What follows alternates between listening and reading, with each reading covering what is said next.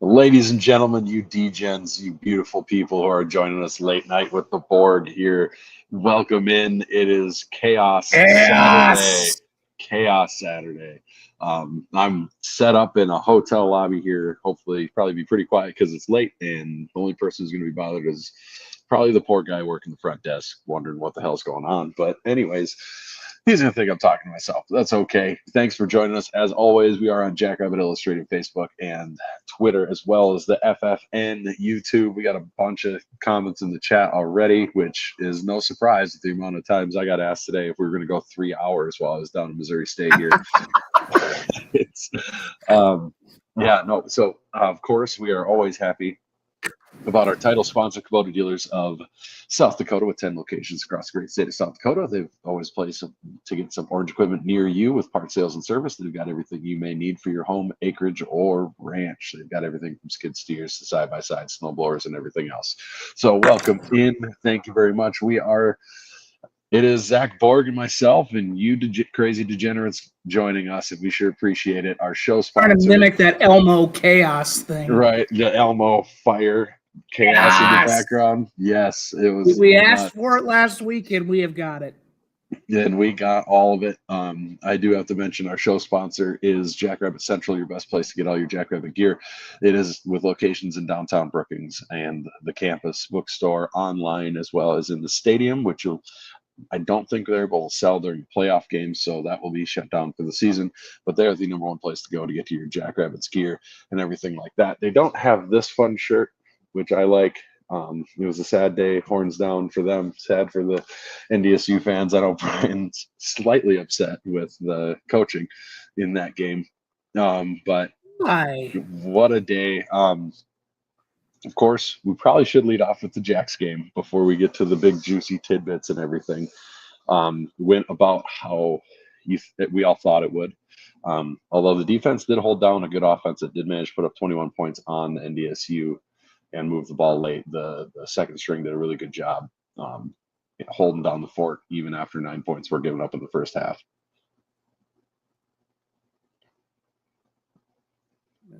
Well, you were actually at the game. Yeah, I was at the game. So we have the reversal of roles here because I was off. Right. You obviously had to. Yeah, tell people how you got to go to this, because obviously, right. Sometimes you get to go on the road. It was an adventure. It was an adventure.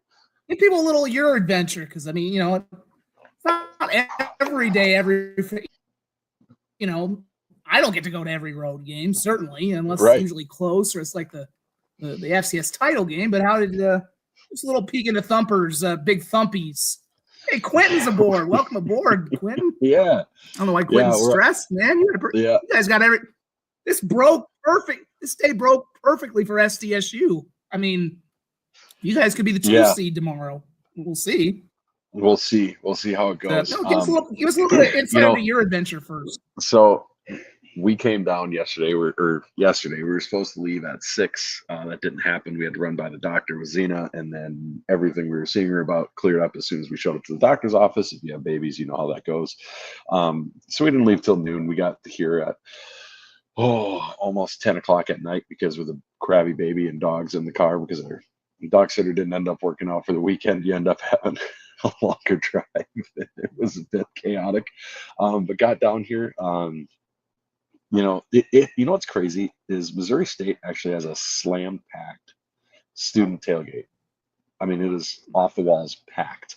They had a decent little tailgate, nothing, to write home about. You can see a lot of potential there, but otherwise, it was cool seeing Plaster. Plaster's pretty unique. If you haven't been there, the home side, there's only a 3-foot metal bar that acts as a railing, and that is all that there is between you and the field on the home side. I mean, that's it. This is apparently they got rid of the track, and then when they lowered it, they just added those bleachers all the way to the ground.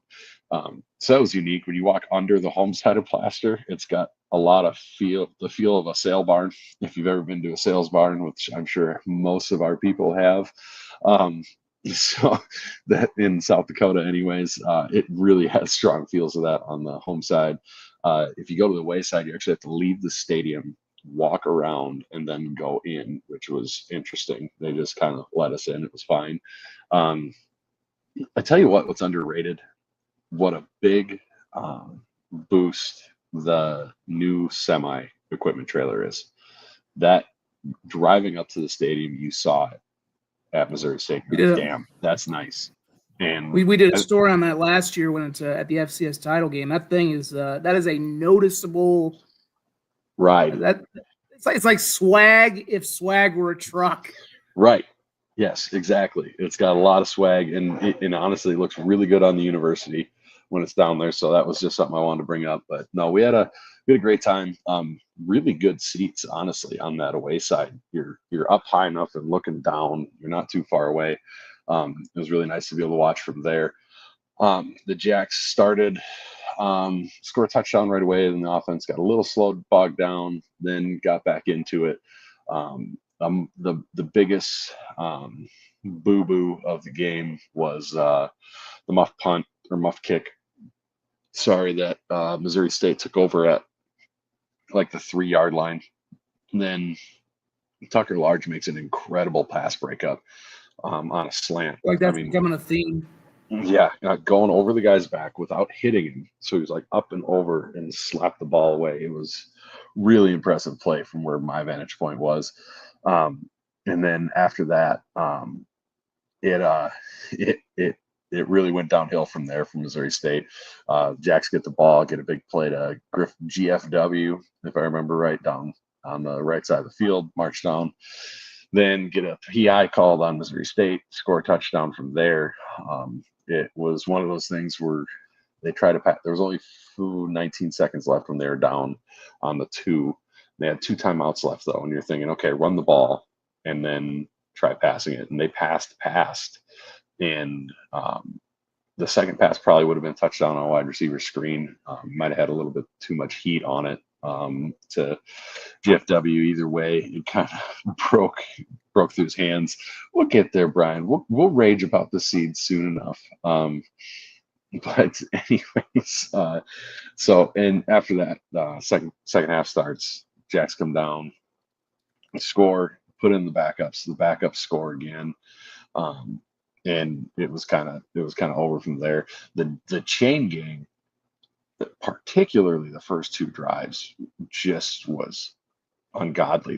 They burst through the line on one of the pass plays, and I thought it was a screen, and it wasn't. It just every guy was on block, and it was. I have not seen a worse display of offensive line play than that play by Missouri State. I don't know if there was a run play. It was a run play. Sorry, but I don't know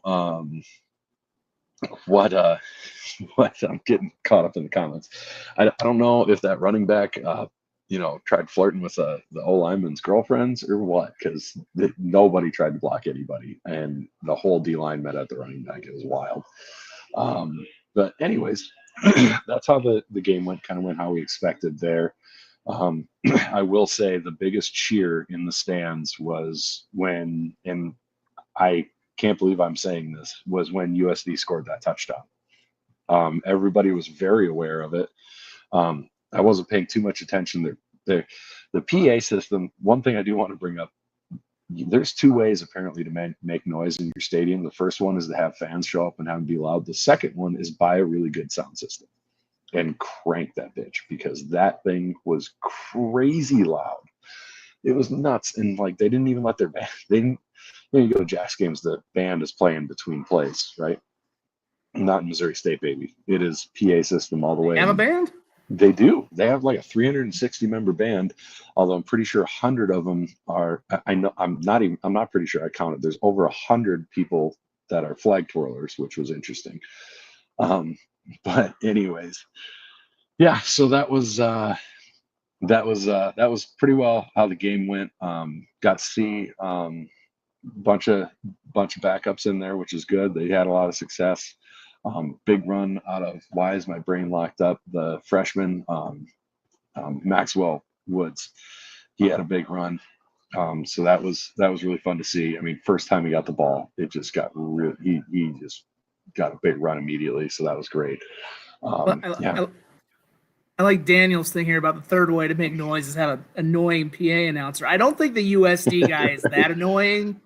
The NDSU guy is. That guy, yeah. The NDSU guy is just. Yeah, I don't know why. I don't mind the USD guy. He's fine. Obviously the standard to me is obviously who was the old SDSU guy? I mean, when we had him back for the state U game. Oh God, no. I'm not thinking the names well tonight as it is. That's not going to be one I'm going to be able to pull. I mean, that was such a cool surprise. No disrespect to his successor, but that was such a cool surprise when he was back for the. I don't know why he was back for the SDSU USD game this year, but that was such a cool moment when you heard that voice again at the stadium. You're like, especially for that game with all the history you have with those two schools. I mean, I think I heard him. I think there's Tom Manzer. Thank you. Yes, there it is. Thank you, Jim. Of course, Jim knows. Yeah. Yeah, I mean, I get that I get maybe some SDSU fans don't like the USD guy, but again, it's nothing compared to the Bison guy. The Bison guy has been that. I don't know if NDSU media have cooled on him, but they used to. I remember NDSU media used to call that guy like amateur, so maybe they've kind of cooled off on him for a while. Another Bison. Yeah, I mean, it was just how about the Bison? Whatever. But I mean, everybody's got their own thing. I mean, but yeah, I mean, neither here nor there. No, I will say it's been kind of an adventure today because again, with Vermiracle Part 2, I was not you're never really ready for those kind of games or moments. But it definitely kind of threw my day off. So I had to do state volleyball tonight and a lot of other stuff. There was also a really weird finish at Augustana's playoff game where they were up by 9 and gave up 10 points in the final minute and a half to lose, which is part of the reason I very nearly, we'll get to the USD game later, part of the reason I very nearly kind of was about ready to check out on the USD game. Like, well, I'll keep shooting even though they're down 11 and it feels hopeless because look what just happened up in Augustana. But, you never know. Even though I feel like this game is completely over. But the point I'm getting here with this is, I didn't get a chance. I was supposed to get a highlight feed from my Missouri affiliate in Springfield, and they did not even shoot the game. I found this out at about 5 till 10. There were other events going on. I think they had state, obviously this is the season for high school football and volleyball. We had state volleyball here. We weren't supposed to have go on. We had to go on early because our college game on Fox, it ended up coming on early because it ended early, which was not in the plan. Luckily, SDSU dropped really good looking highlights, which I've now posted. I'm going to have to link that here pretty soon. He's back. John Cole? Yes, he is. It's the real account. We've run into him before. This is the real mayor of Vermilion? Yes, he's back. Our post-game show? Yes. Okay, day made. He jumped in on the B team before after we made some comments. Well, I hope we'll get into our bracketology. I really hope the rematch is in Frisco.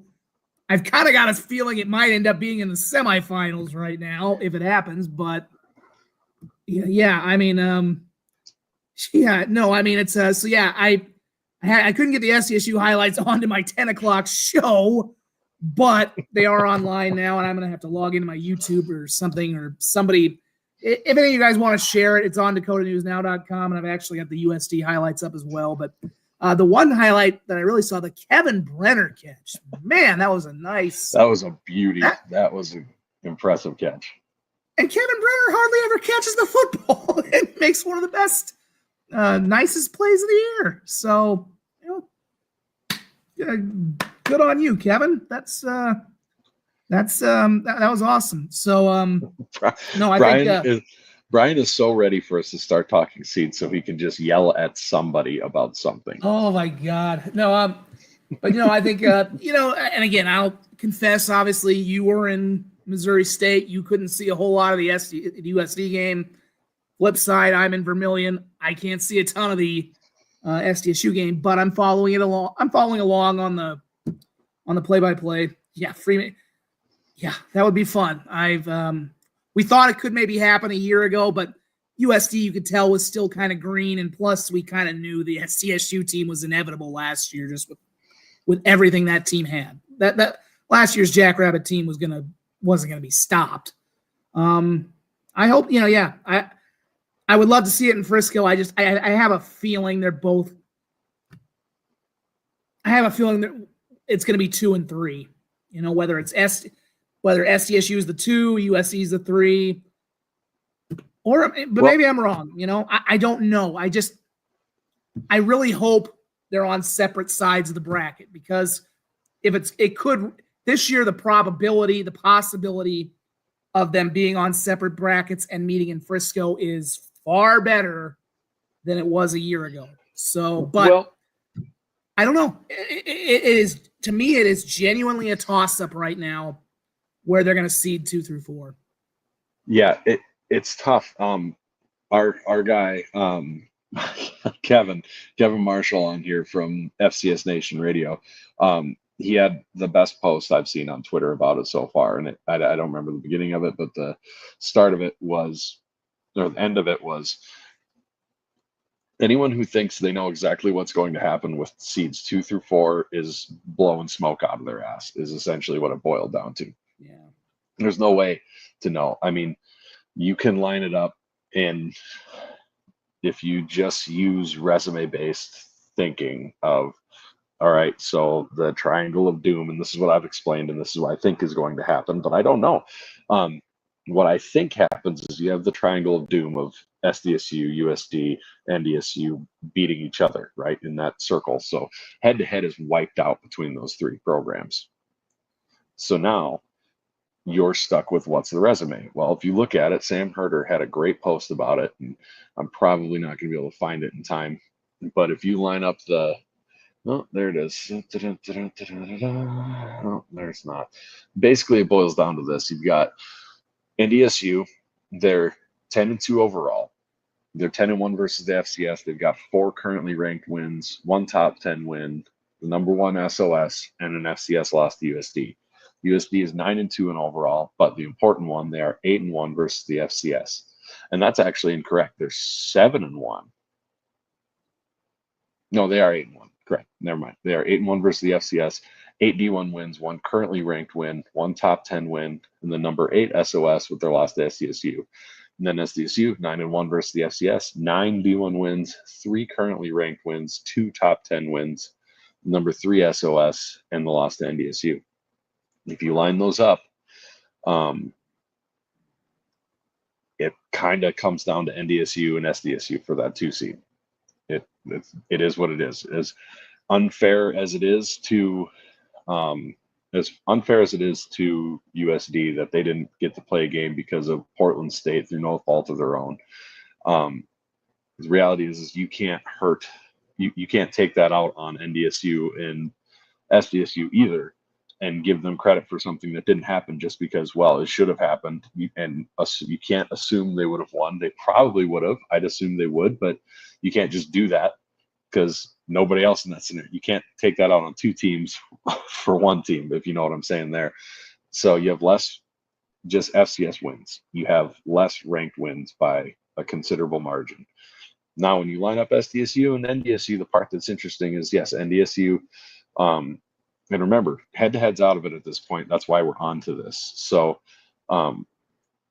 you've got 4 currently ranked wins compared to 3 currently ranked wins. However, SDSU has 2 top 10 wins and NDSU has 1 top 10 win. How does that weigh on the 2? And if it's that close, I could see him going with recency bias on that.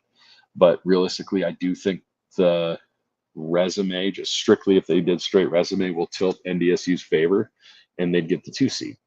But you completely have the reality of, there has to be some recency bias. I don't think so.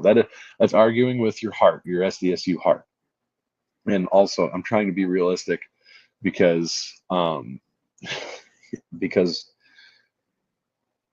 you can't just we can't look at this through blue and yellow glasses, because if we do and it's not, you're just gonna be mad through your blue and yellow glasses. trying to be realistic and what I think is going to happen. Our SOS, Jordan, would be number 3 compared to NDSU's number 1. The thumping the table of the strength of schedule in this argument, I think, is irrelevant. They're so close, it doesn't matter. They might as well be tied. When you're down to 2 places in that computerized score, it's the same. It doesn't matter. But you would think there'd be some recency bias, probably. But you got to remember the leader of the committee is Matt Larson. Do I think he'll stump for NDSU and like really pull hard? I don't know about that.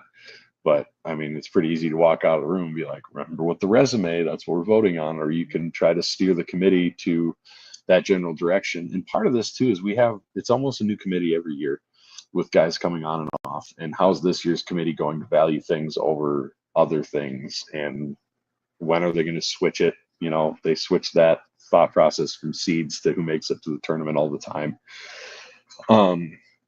So we'll see. I really don't know how it's going to turn out. I could see, the only thing I have a hard time seeing is USD getting the 2 seed. That's the one I have a hard time seeing. Yeah, I kind of do. The one, I mean, I think the Portland State thing is very overrated just because even if they win that game, Portland State was not really a factor in anything this year. Portland State would have been I have to pull up my scoreboard here, but Portland State wasn't going to be a 6-7 win team that boosts your resume. I mean, the thing I've found, and we'll obviously wrap up our STSU talk here pretty soon. I know everybody's dying to get at the seeding and the bracketology, but the games themselves, I mean, the STSU game wasn't terribly compelling because we went exactly as we thought. But I mean, the thing that I kind of kept getting annoyed at, and I made light of it while I was at the USD game. Number one, I mean, I don't know that USD is going to be that upset because after that game, I think they're on cloud 9 right now. I think USD, I was kind of upset hearing last week. A lot of people were saying they're a bubble team if they lose to UND. I'm like, look, I don't care what their quality wins are. If you did the eye test when you watched them against SDSU, you can't tell me that wasn't a team that doesn't belong in the playoffs. I mean, come on, unless they had come out today and gotten just steamrolled the way they did in the playoffs a year ago, they were a playoff team. Even if they'd somehow crapped the bed at UND a week ago, they're a playoff team at minimum. The other thing I had a tough time was like, are they a top 8 seed? Again, I think unless they had lost badly today, I think even if they lose this game today, 28-23 or 28-17, I think they're at least the 8th seed. I mean, you have to do a bit of an eye test. I know there's analytics, there's, you can do quality. They were a play or two, or if their backup quarterback doesn't take a 3-yard loss before that field goal at the end of regulation. I mean, they're the only teams that have essentially played both SDSU and NDSU close this year. You have to do a bit of an eye test and say, okay, they're probably deserving of being one of the top 8 seeds. Are they? I mean, well, let's be honest. But here's the point. Here's the thing, Zach. That happened to SDSU in 2021. They did not get a top 8 seed. If that would have happened, tough shit, USD. You're on the road. That's what SDSU had to do. Everybody knew they were. No, there's no but everybody knew that SDSU was a top 8 seed. They did have 3 losses that year. That team had 3 losses where you blew one. You blew one to a bad. You blew one to a mediocre USD team. Right. Southern Illinois was, I can't remember what their final record was, but they were a playoff team, I'm pretty sure. I mean, this isn't that USD was blowing games to, a bad team. This is, you went toe-to-toe with perhaps the 2 best teams, But here's the deal. USD also scheduled the out-of-conference they did. That's their fault. You scheduled absolutely nobody in a D2. Historically weak programs, multiple of them, and then a D2. That's your SDSU went out and scheduled Incarnate Word. They went on the road to Southeastern Louisiana, who has been a multi-time playoff team. Yeah. And USD scheduled nothing. They scheduled nobody. They scheduled fluff to pump up their win total. And if they ended up in a scenario where you lose your 2 tough games and everything else is bad, I wouldn't have been upset if they got an 8 seed. But we're arguing about something that didn't happen anyways. Yeah, well, and I mean, again, relative to I mean, we're putting it relative to SDSU. I think SDSU's schedule, but I'm saying this is relative to the entire top 8. I mean, you do an eye test. Are they really not deserving of it relative to the other, not SDSU and NDSU? Are they really not one of the top? I don't know. I mean, but you're right. It didn't happen. You know, like I said, we are where they are, and obviously, when you win the way that NDSU game, it's a moot point. But yeah, the fact that there were still people who were debating whether they were a playoff team going into last week, to me, was asinine. And I thought they were a top 8 seed coming into this week, regardless. I mean, you know, I put this out on Twitter too. You know, you listen to the way the opponents and some of the other media outside of us have talked. Because again, I work in this market. I'm going to stump for every team in the 605, the Jacks. So I have a bias toward the Jacks, the Coyotes. But, you know, you listen to Jimmy Rogers. Jimmy Rogers does not blow smoke up people's ass. You know, I've seldom ever heard him talk as glowingly about an opponent as he did before the USD game and after the USD game. The Fargo media, who we've had our fun with, to put it mildly, they've changed their tune before this game about USD. So, like I said, I mean, even they have been like, how is this team not a top 8 seed going into this? So, like I said, you know, it's one of those things where, like I said, that they weren't a playoff team in some people's eyes before the UND game was that to me was absurd. And I think they were a top 8 seed, but again, it's all there. But I think, you know, to wrap up the SDSU game, I think the last point, how do you feel having gotten a better, I've never been to Springfield. I know it's a big community. So, but how do you feel the Bears are going to be in the FBS now? Because this was the end for them.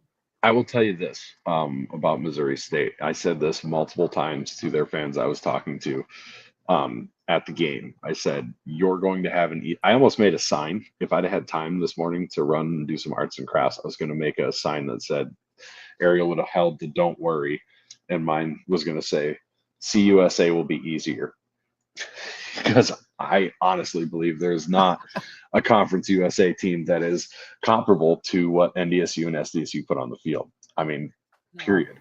I don't believe so. Chad says they're going to do terrible, worse than in the FCS. I don't know, because they weren't doing Sam well. Houston's already up to 8 wins now. Either, yeah. Like Sam Houston's up to 9 wins, and they were terrible last year. Sam, you know, Missouri State is a program that's not going to care about you know, student fees and what they cost, like SDSU or NDSU did, where they try to keep it you know, keep it as low as you can or in a certain range. I know SDSU likes it around the 40% range. You know, it makes it so they feel honestly like a mid-tier Conference USA team. They do. I mean, I don't think they're going to be that much worse than they were at, you know, Adam. Funny arguments in the comments. But anyways, they feel like a Conference USA team, you know, like a bad one. You know, they're not a terrible one, but a middling one. The stadium's weird. It feels like it should be more than 20,000, but it's only seats 17,005, which was interesting. But yeah, I think they'll be fine. You know, the move for them makes sense because they've just wanted that forever. you're not good in FCS, so what do you risk? They're not really risking anything besides money moving up, and I don't think they're terribly concerned about that. So they can fund it, good for them. Maybe Liberty's good some years, like Brian says, but beyond that, I mean, they're not. I think they'll fit. I think they're a better fit than Delaware for Conference USA. They're certainly better set up than Sam Houston or Kennesaw State. So I don't know. I think they'll be fine. Might hurt their basketball programs not being in the Missouri Valley and having to be in the CSA because CSA basketball sucks. But I think they'll be fine. I think that's going to be the big. That's going to be the big one because I think. I mean, they're trying. Well, I think they had attendance. I think they said it was 7,000 today, if I'm not mistaken. Pulling the box score. Yeah, I could have seen 7,000. I could see that being there. I could see that. I had a super nice Missouri 71-42.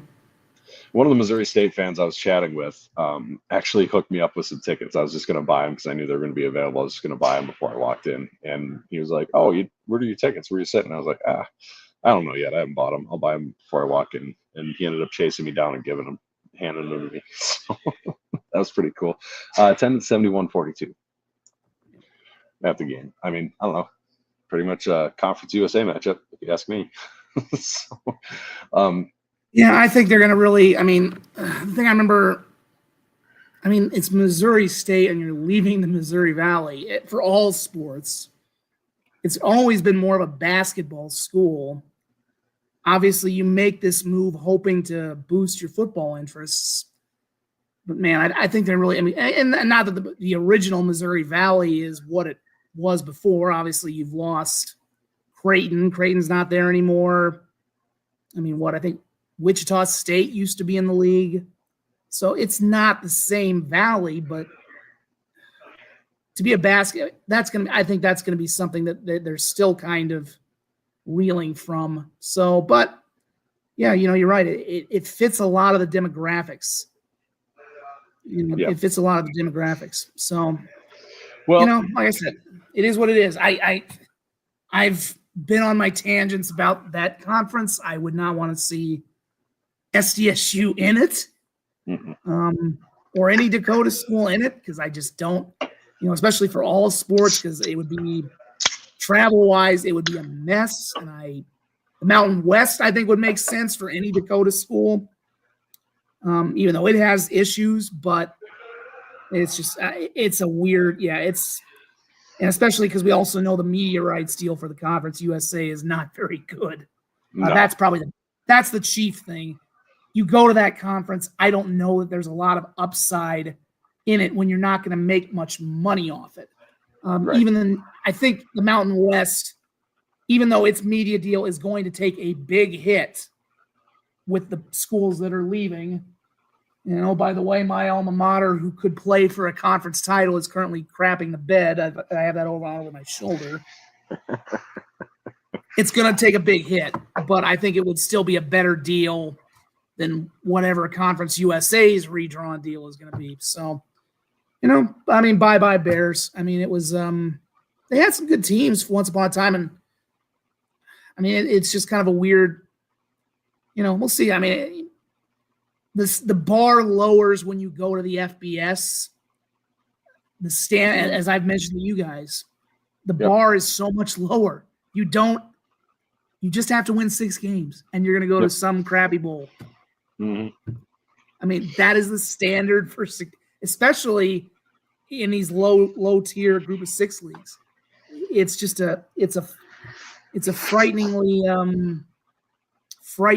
low bar. But it is what it is. And if you get a few, maybe they'll, they get to a bowl game or two, maybe that pumps up some interest. I think you go to the same couple of bowl games over time, the interest will lower, but you just kind of hope that it boosts up. So, good luck to them. We'll see what happens. Yeah, and you know what? It's the night before Selection Sunday. They can go piss off in their shitty little bowls, and we're going to be talking FCS. They definitely were not a real. They would have made the playoffs. I definitely don't think they would have been a contender. No.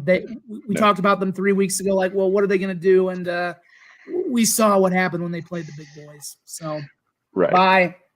See ya. I will mention our segment sponsor here, Cubby Sports Bar and Grill, Brookings, South Dakota, and Main Street in downtown Brookings. Cubby Sports Bar is your #1 place to be. I'm sure it was absolutely ballistic in there today for the Jacks game, with beer just flying all over the place.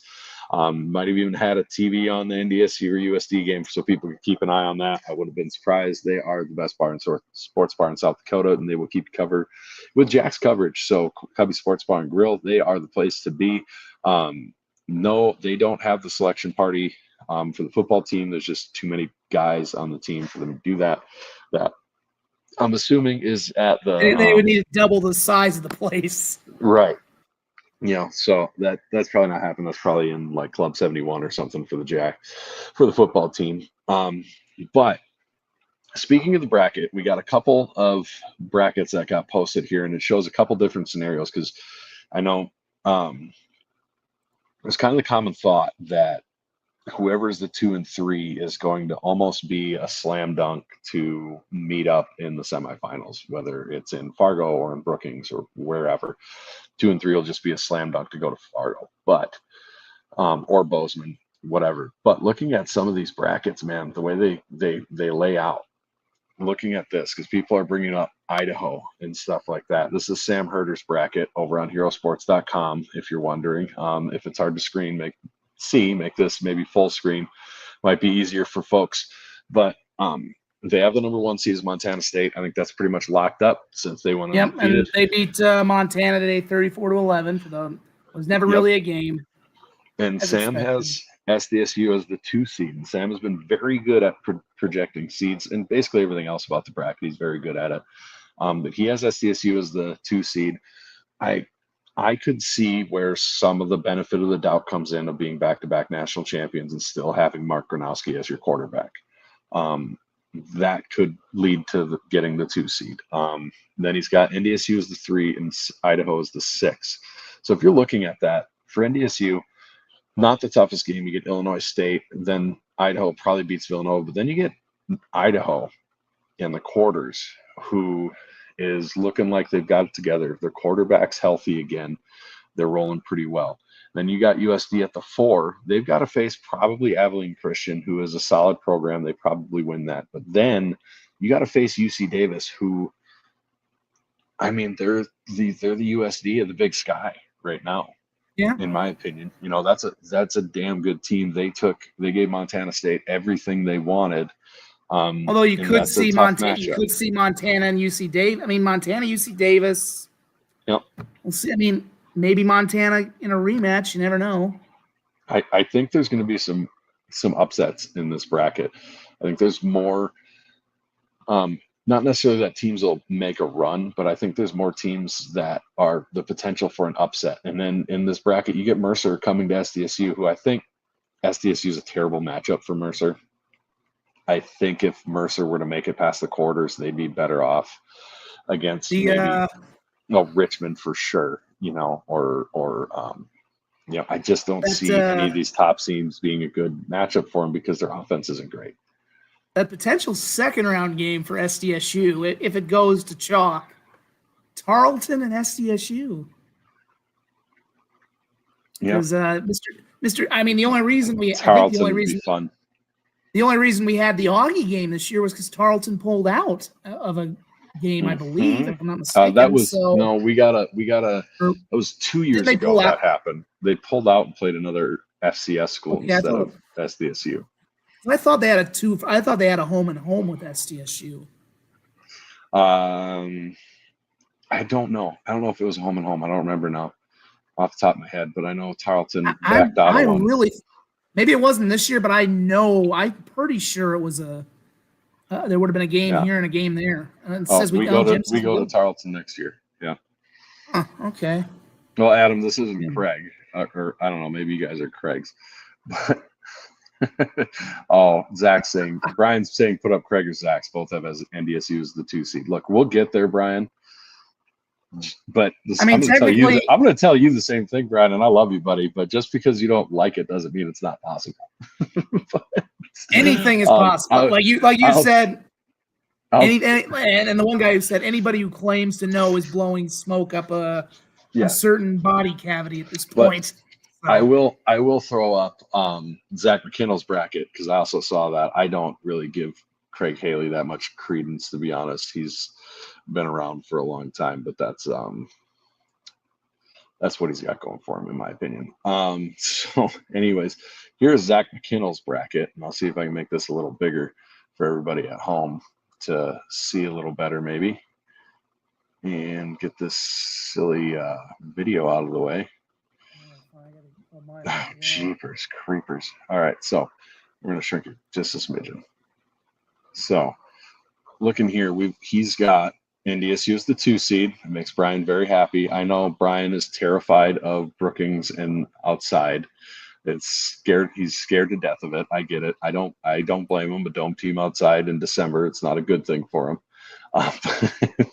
I'm just giving him shit. Anyways, he's got NDSU as the 2. There's 7, SDSU 3. But that bracket's tough. You got Abilene Christian coming to Brookings or Northern Arizona. That quarterfinal matchup. You got a quarterfinal of Idaho. That's tough. I mean, that is you get. But it's the one we wanted. It's the one that we've always wanted. We is a strong term. I personally don't want anything to do with Eck in the playoffs. I know you don't, but you in it's the what media, the people want. It would. I mean, it would. It would has generate, to happen someday. Boy, it would generate. But it has to happen at some time. I mean, we don't. God willing, Jimmy Rogers will be the coach here for a long, long time. I'd love it. I'd love it if he's the next Stig and is here for 25 years. But it needs to happen at some point before Eck and Rogers, if they do move on, needs to happen before it's the fire and ice. It needs to happen for the good of humanity. For the love of God, please. It would be interesting. I want to hear the stories. I want people to know the stories. I want to hear the stories of what happened with those two when they were on the same staff because they're just such different personalities. I just want to know what happened. Jimmy will never tell us. It had to be interesting. Like, it just has to be like, I just wonder, like, especially when they did scrimmages and whatnot, like, if Eck got the better, it had to drive Jimmy nuts at parts of the time because I don't know.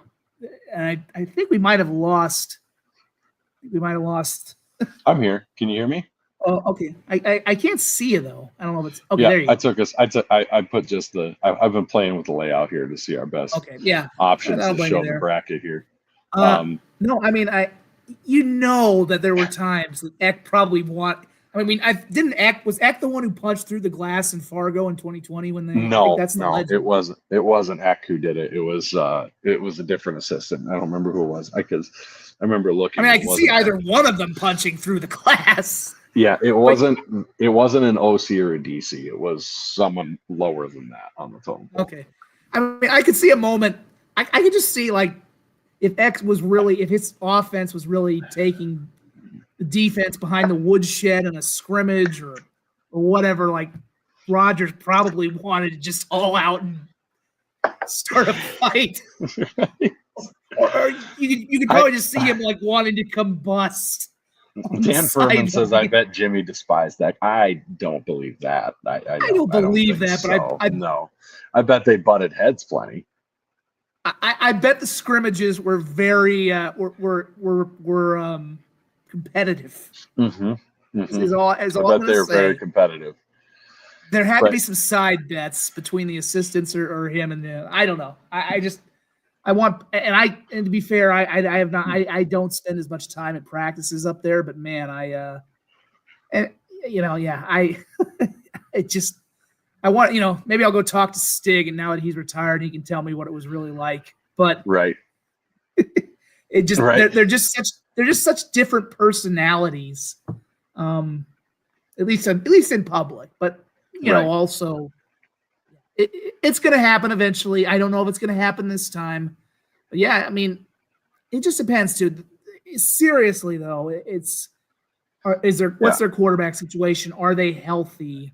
They're healthy. If they're down to a third again, string, fourth string guy, they can't go. They can't go that far if they're third string, fourth string again. It's the same thing. Very similar to Southern Illinois. Paperman's Moonboy here says, I don't think Idaho advances that far in the playoffs. Well, if it's set up like this bracket, they only need to win one game, and it's against Villanova, who's not that good, or CCSU, who is most certainly not that good.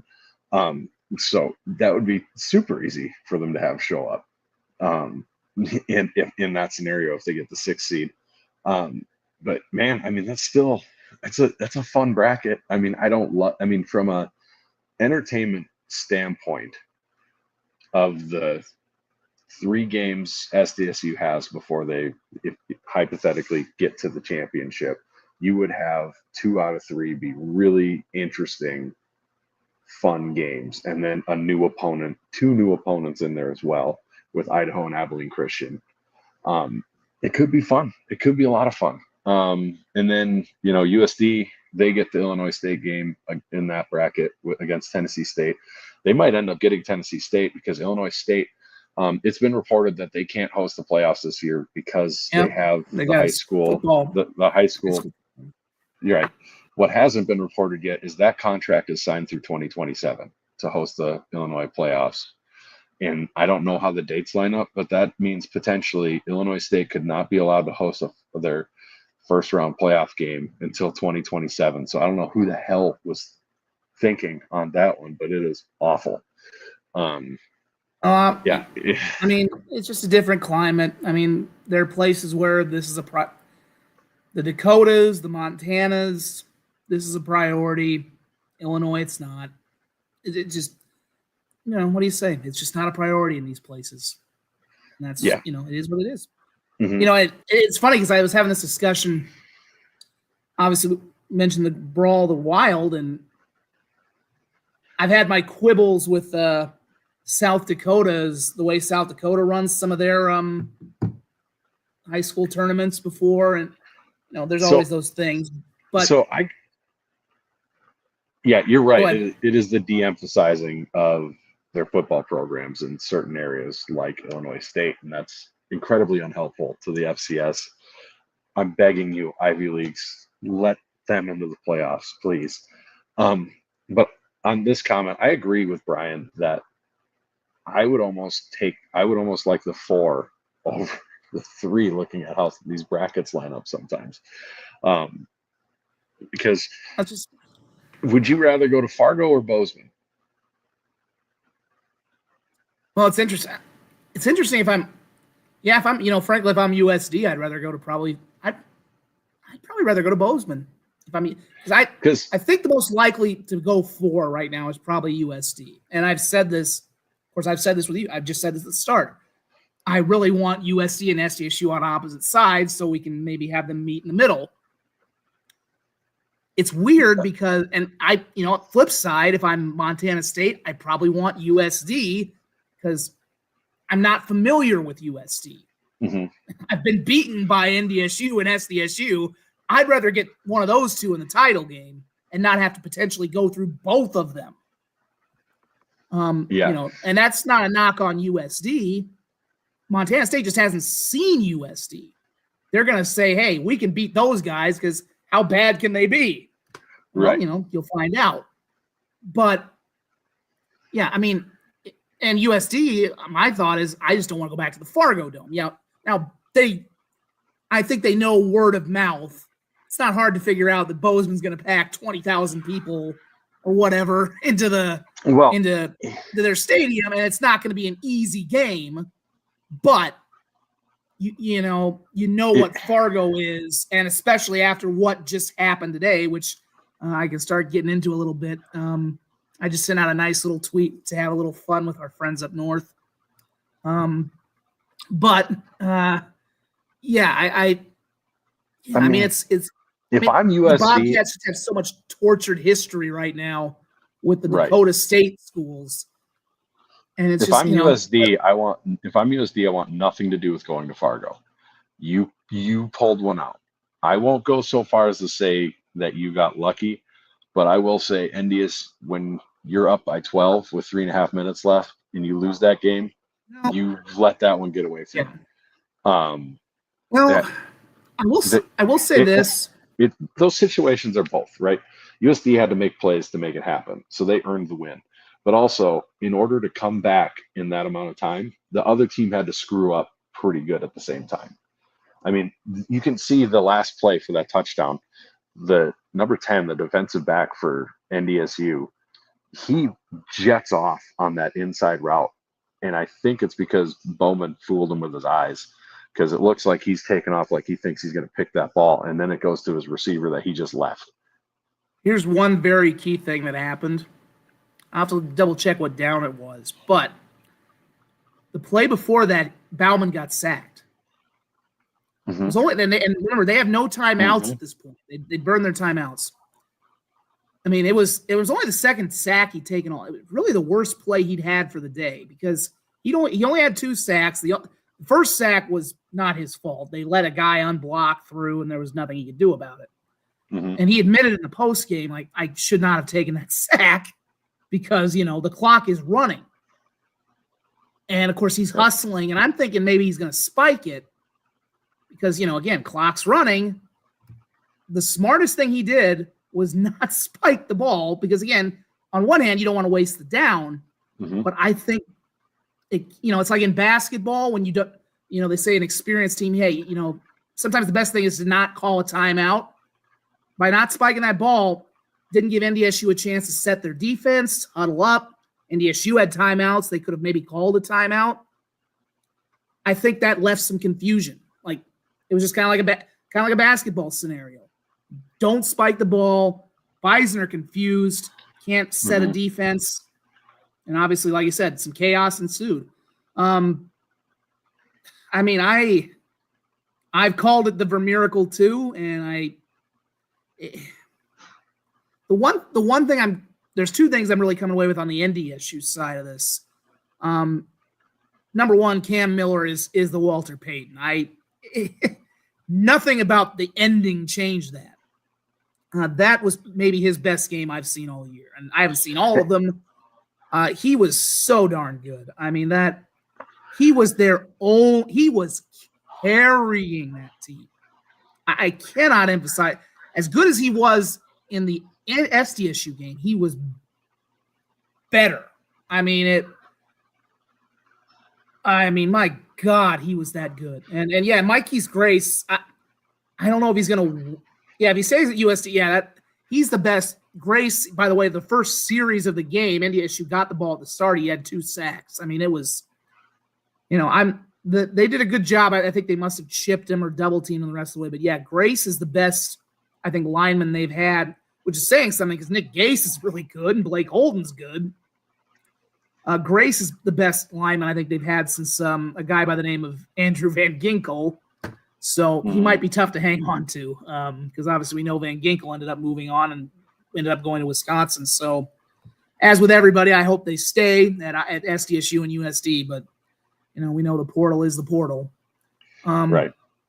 But I hear a lot about, and I guess I'd have to watch the game. And to be honest, after the selection show comes out, I'm not going to. So I'm just going to trust the people who watch the game that I know ball, who said Cam Miller had an incredible game.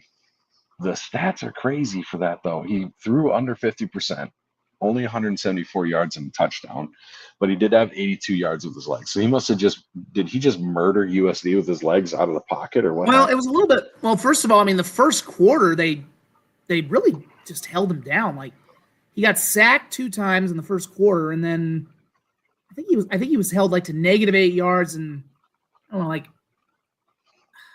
I got to pull up the stat number again here because I don't know. He got off to a rough start because he had -8 yards through the first quarter, but then they were down 14 up. Like the first 3 or 4 drives, they just did nothing. I mean, they were totally ineffective. But then at about 4 minutes to go, they had like a 3rd and 9 in the back of their own end, and he went on he went on this 16-yard run. He just dodged through guys and it was just an incredible run, like one of the best I've seen, 16 yards. And from then on, he led 4 straight touchdown drives. I think their offensive line figured some things out because he was under constant pressure, but they struggled to get home on him the rest of the way. Just really elusive. I mean, that ankle issue that he had did not appear to be bothering him. He just took over. He went to another level. So again, he got off to a rough start, but a lot of that was just because the pressure he was under. And they got nothing from their running game. Like Marty Brown, I think only ran for 50 yards. Capinu did nothing. Shamar Brown got 54 yards. Raja Nelson had 2, and Barika Capinu had 28. Yeah. The number I had, between the passing and the rushing, Miller had 256 of their 340 total offensive yards. Yep. I mean, that is literally. Yeah. I mean, so that's one thing I'm starting to kind of, and some of the now I think you can maybe make a case for the fact USD is having some defensive struggles. I mean, they killed them with some deep balls. Now I think maybe there were some times that they just had good coverage, but they couldn't get home to Miller, or he would beat him with a run. They took some one-on-one deep balls where he hit some big deep balls. I mean, it's what the Bison, we've seen the Bison do this when how many times do they convert a 3rd and long where you think you're going to get off the field, and they find a way. It's typical NDSU stuff. Although I thought, I remember I texted you during the game. I'm like, USD's matching up physically with them. That continued. Yeah. Just Miller would make a play out of nothing. And they went on a 99-yard drive where they went for a couple of 4th and 1s and got it. And then there was a kind of controversial penalty where they get down the 3rd and goal, they get stopped, they go for a field goal, they make the field goal, but USD's called for a leaping penalty. So that was the touchdown, of course, that makes it 28-17 where you think the game's over. So it should have been 24-17, but you're called for a leaping. So there you really think the game is over because you think they're going to get the ball back down 7. You get a leaping penalty, which is just a weird penalty to call in that moment. I haven't seen whether it was good. I didn't get a good look. I haven't seen a replay. I don't know if it was. It's just such a weird call to make in a moment like that. Well, we've seen it called before in a moment like that. Yeah, we saw it. Yeah, the SSU UNI game benefited the Jacks greatly, but you don't really see it called that often. So, USD lose. Who knows? I mean, that's a really good point. I mean, the things that happened in the last 4 minutes of that game, I'll tell you a couple of interesting things that were okay. Yeah, I mean, I didn't get a good look, Chris. I can't tell you. I was on the sideline shooting from the side, kind of maybe if USD blocks it and I want to get a good look at a return. I didn't see a replay, so I don't know. I can't tell you if he really leapt or not. If he did, it's a bad thing to do because let them have the field goal. You want to be within a score. But I tweeted several times during that drive, if they don't stop them here, this game is probably over. Because if you're down 11 against NDSU, you're probably not getting 2 scores, especially the way Cam Miller is playing. So here was something funny I saw today. Sorry, I've been going through the bracket and I saw Lehigh pop up. Lehigh won their game against Lafayette today. It's the oldest rivalry in college football, the most played rivalry in college football. Somehow that was the game of the week for right. That was Craig Haley, and he's just a doorknob.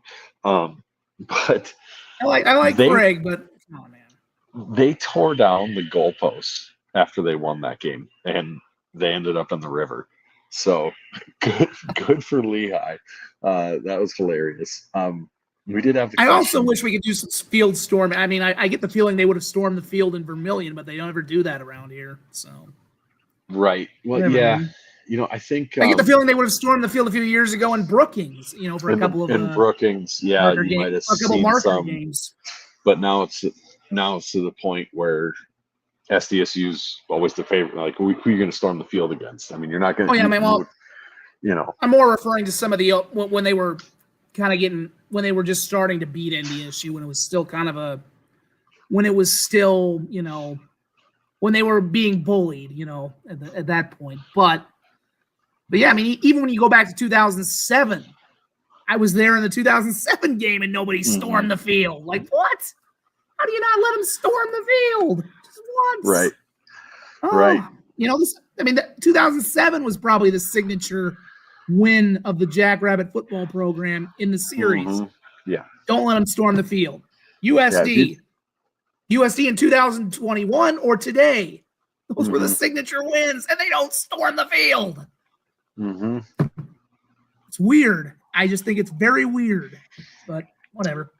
Because storming the field is such a great thing. It's such a great, uniquely college thing. And it's a shame it doesn't happen at any of the programs around here. I wouldn't have been upset if USD did after the original Vermeer miracle. I mean, I was already upset about that game anyways. KP, I'll say this about Craig. You can disagree with his takes, but anybody who devotes themselves to covering FCS, I got respect for him because there aren't enough media people who cover FCS. Anybody who covers it, anybody who devotes themselves to it, you got to have some respect for them. So, I said, you can disagree with their takes. That's fine. But, like I said, I respect the people who, and I'm not going to speak too ill of any fellow media colleague, but, there's enough people. Right. This subdivision does not get very much coverage. So, I'm not going to bag on people who are devoting themselves to it, who make a living devoting themselves to it and go about it. So, like I said, I don't know. I don't always agree with everything everybody puts out, but, it's one of those things. But, the interesting thing, make your, whatever you say, go ahead. Nope. Go ahead. I've already forgotten it. It's 12:30. I've forgotten anything I've said 2 seconds after I started to say it. No, Cam was just special today. But one of the takeaways I had, when you look back at the games, you take away the fluff games, which are just the games where they're playing somebody who they're overmatching. Basically all the rest of the Valley outside of SDSU and USD. And then, you look at the SDSU game, the USD game, and let's throw in the Colorado game. Offensively, Cam Miller has carried them in so many games. You look at the SDSU game. His nickname's Marty, but I think Sharmar Brown. He didn't do anything against the Jacks. Capinu didn't do anything. Brown might win the Jerry Rice Award. Didn't do anything against the Jacks. Didn't do anything against the Yotes.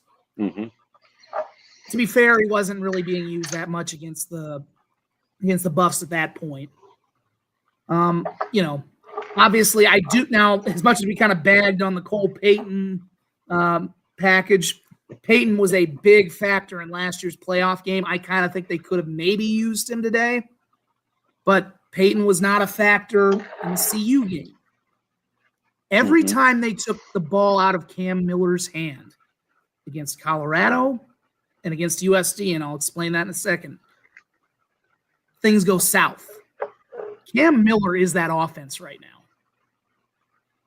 I'm just saying, if he's not going well, that team's in trouble. I mean, I'm not saying, look, Brown, I think is going to be a very good and tough running back if he stays there. But I think we're kind of, and their offensive line is good. I mean, Gray Zabel, the Pierre native, is going to get drafted. He might even be a very high pick. But when you look at, like, when he had 200, that's what, 80%, 85, 90, somewhere in the range of how much he was their offense today. So much. That's a little bit of a, I mean, if he has to be damn near perfect for them to win. That's a little, that should be, I mean, that tells you how great he's been, but it's also a little sobering too. Right. It should be a little sobering.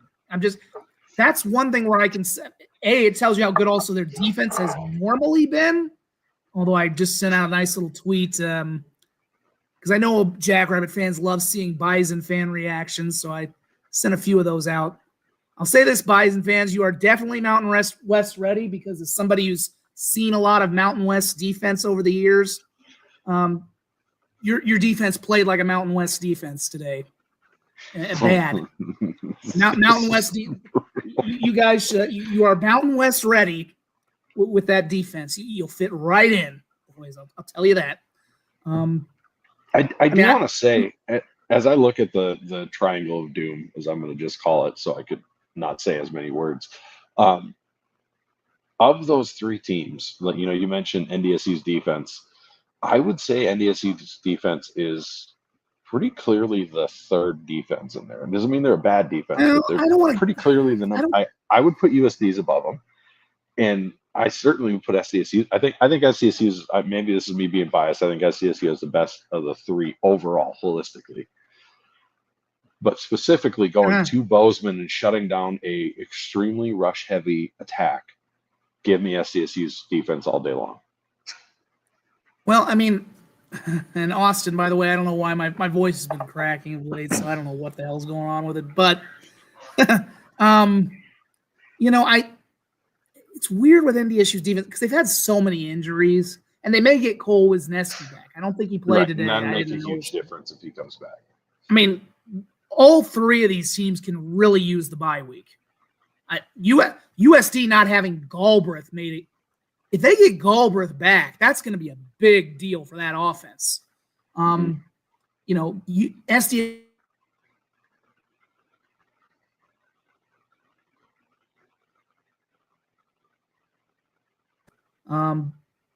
But Chase Mason, there's other guys. NDSU has a lot of injuries. So, I think the Bison defense is, when we saw what they did against the Jacks. Now the Jacks are, again, it was in Fargo. It feels like the Jack offense is maybe turning a bit of a corner, but I don't know. Thanks, Austin. Well, there's a lot of Zachs in the world. But I don't want to bag too much on their defense, but other than making a joke and showing you all the images Jackrabbit fans love, which are devastated Bison fans after a loss. But I do think SDSU is a little bit more of a complete team than on offense, certainly, than NDSU. I even think USD is a little more complete than NDSU. But right now, the Bison have the best player in the country who can go nuclear, like Cam Miller. And they do have good receivers. I think their receivers are better than they were a year ago. Rajah Nelson's pretty good. Trey Lance's brother Bryce is very good. Braylon, they've got better targets to throw to as well. The running backs are still pretty young, so I think they will get better with time. It was pretty evident, and this is the other part that I'm really critical of, and I'm guessing Tim Polasek is getting roasted right now. This is, when we talk about the first Vermiracle, anytime you have a game like that, yeah, certainly there are things that a team does to lose it. Where SDSU lost that game on the Hail Mary a couple of years ago wasn't just the Hail Mary. It was when they botched that fourth down play, and, of course, Oladokin threw it out of bounds and left a second. That's kind of been a legendary thing that they kind of messed up that final sequence.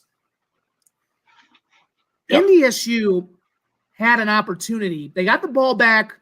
USD scored really quickly, like super quick, to make it 28-23. They get the ball back with about 3:22 to go. They only need a first. Coyotes had all three timeouts plus the 2-minute timeout. So there was a weird kickoff.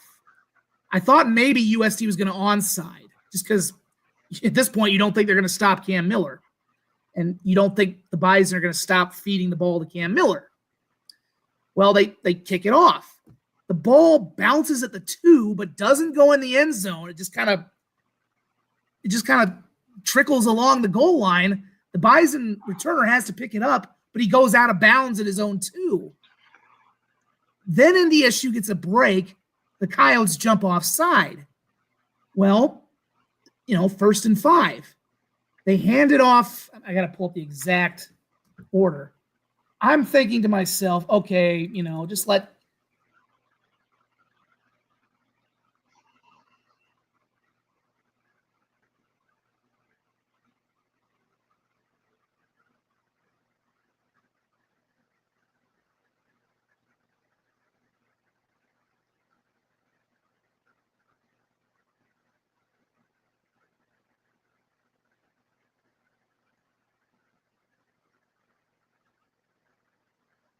say one other cool thing that this is kind of a turning point, by the way.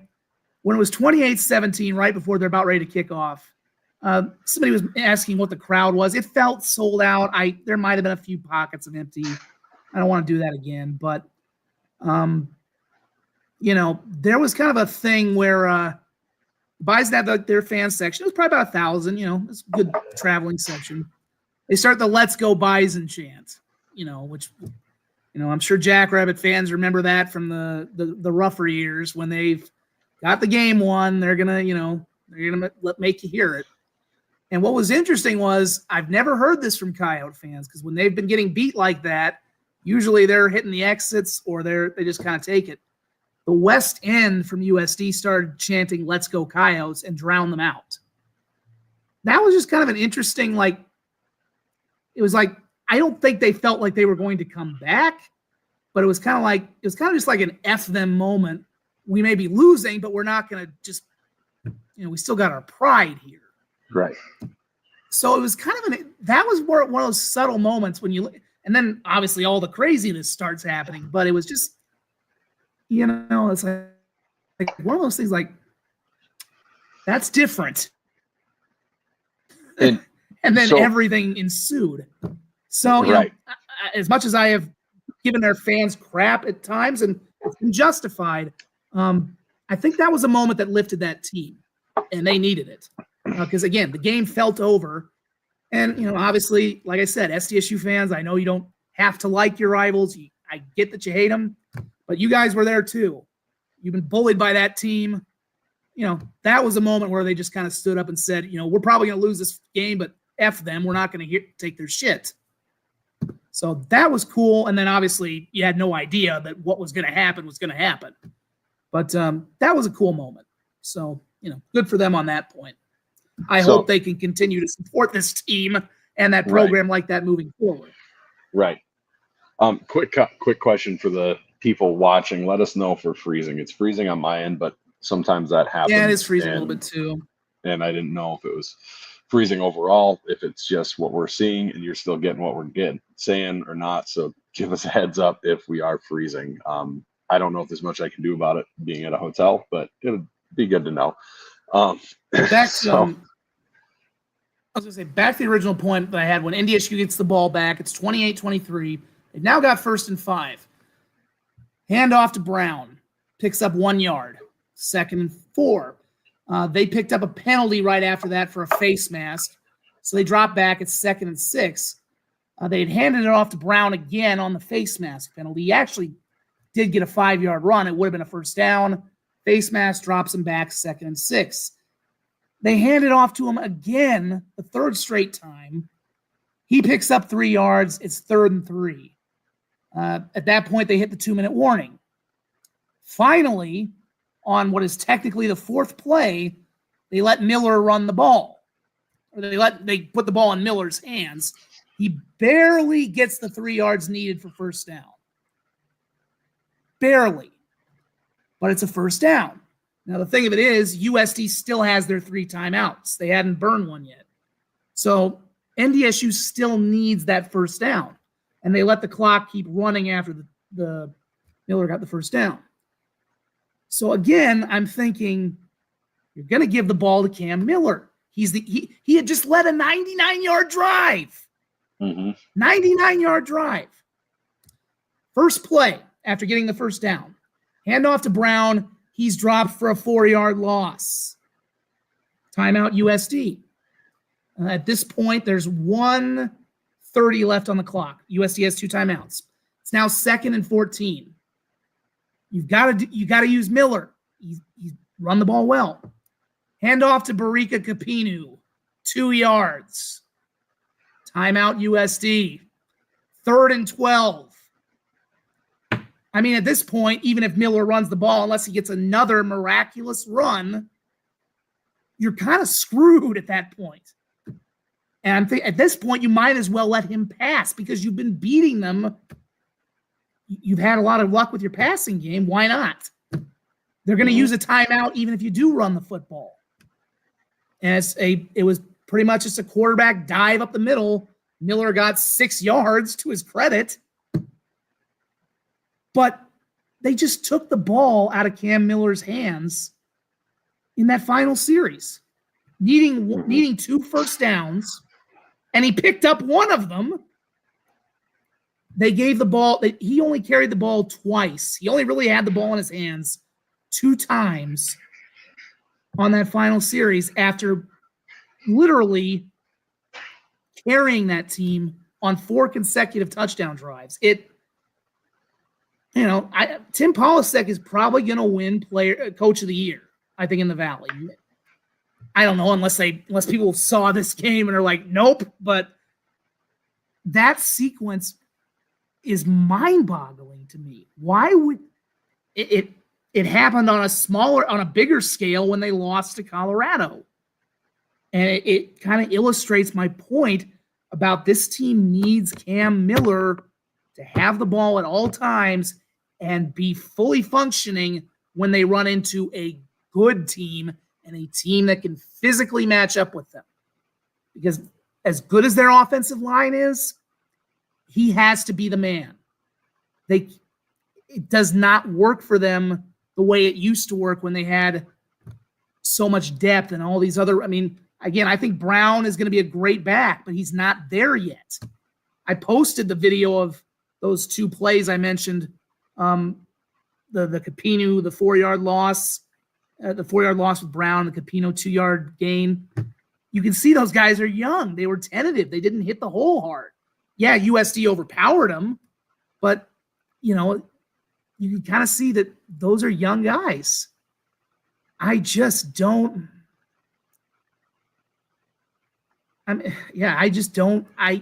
to me is, I don't think it's luck, but it's one of those deals where, I don't know why Tim Polasek took the ball out of Cole Payton's hands. And after he went for a couple of 4th downs on the previous drive, up 4. It was mind-boggling. And, as we can talk about some of the defensive breakdowns they had, but it never really should have gotten there. You should have just trusted the guy who's going to be the Walter Payton winner and finished it. Yeah. I mean, yeah, that makes too much sense because that's how they won against SDSU, is putting the ball in Cam Miller's hands in that last drive. But they were forced to do that because they were down points, so they had to put it in his hands, and that's what happened. So it goes to this thing we've always talked about. He's always been kind of underappreciated there. And right. Even in a year where he's clearly the best player in the subdivision, I have no explanation for that. Yeah, I don't know. I do want to take a quick moment because I know Kevin's on here. I believe he's still on here. That or he got mad. Hopefully he's still here.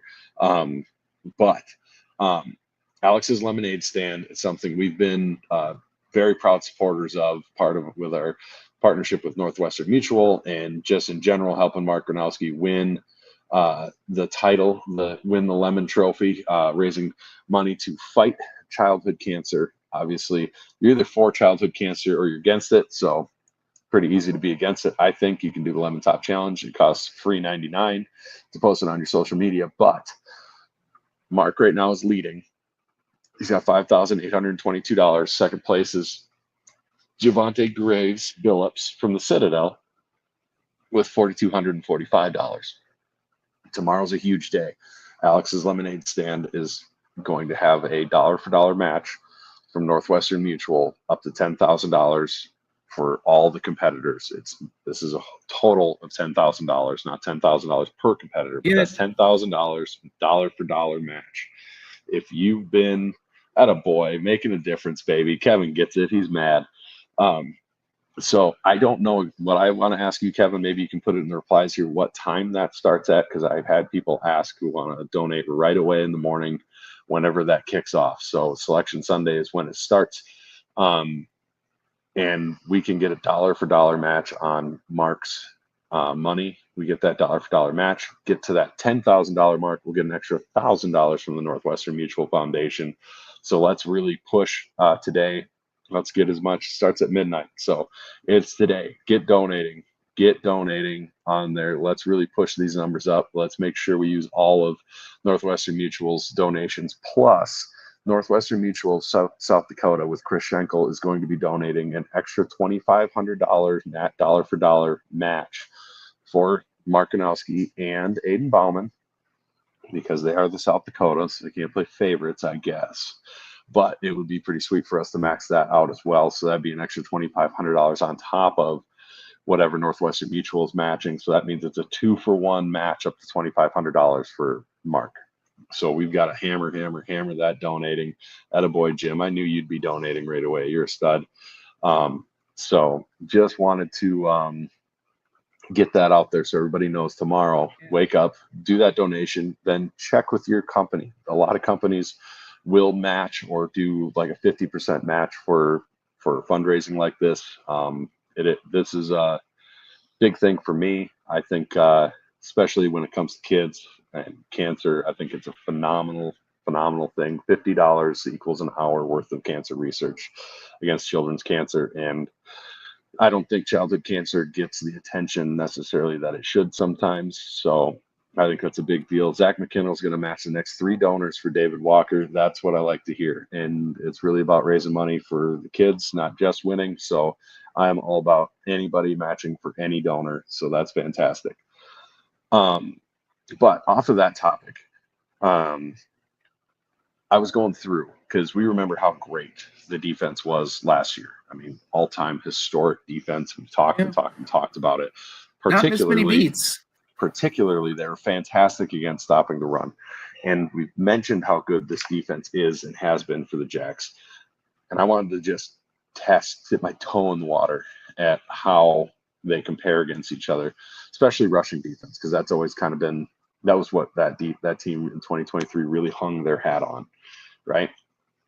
So in the overall statistics, the 2023 defense gave up 89.6 yards per game rushing. What do you think this year's iteration of the Jacks defense is giving up per game in rushing yards? Say it's about 70. I think it's gone way down because It's not 70. It's not that low. It's 90. 90.5 yards. That does include facing. Now you got to remember too. Last year, we didn't face an FBS opponent. Did not face an Ollie Gordon, and that's. But Ollie didn't do anything. Ollie barely got to 100. Yeah, and he had to work for that 100. Yeah. I mean, they made their hay passing in that game.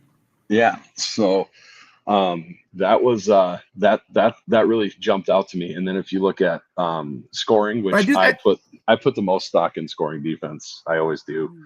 I do think a couple teams kind of got some garbage time rushing. I want to say like 1 team or 2 teams maybe got some garbage numbers. Otherwise, I do think it would be lower because like USD didn't run for, well, I think USD got a little bit of running yardage in their game, but NDSU didn't really run for much. I mean, maybe Miller did, but I think there were some teams that, other than USD getting a little bit toward the end of that game and a couple of teams in garbage time, it feels like nobody did anything against them. Yeah, I mean, this defense, man, they don't quite get, I think, the flowers even they deserve, even though they do get some. I don't think they quite get the pub that they should. Obviously, last year, scoring defense, they ended up with the historic 9.3 points per game given up. As of right now, they're giving up 12.4 points per game. Now, if they go through and do what that defense did in the playoffs, I could see it being comparable if they do that over 4 games, because huge chunk. So that'll be interesting to watch. Seth Meyer points out they've given up 81 points in the last 10 games and that's facing 3 top 15 scoring offenses in that stretch. And for those of you keeping track at home, that's 8.1 points per game. That's pretty wild. Austin's asking, what about the efficiencies, Brendan? That's what matters more than points. Because I've been needling Timothy Rosario and the Blue Bloods with Zach about that, and that was pretty funny to listen to them comment back on that.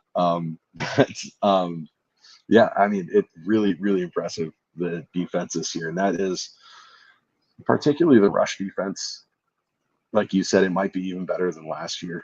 That's where I'd feel comfortable facing a Montana State who is so run heavy. They're so run centric. Obviously, it's a different beast with Tommy Mellott back there, but if I have to pick a matchup for the Jacks, I want a run heavy team. Yes and no, because I mean, the guy who gave them more trouble last year was Chambers. I mean, I don't want to bag on him a lot. I think he's playing better. I mean, this is probably the best ball he's played. But man, the guy who always gave them as much trouble the last 2 years was the bigger guy in Chambers. He was the bowling ball. Right.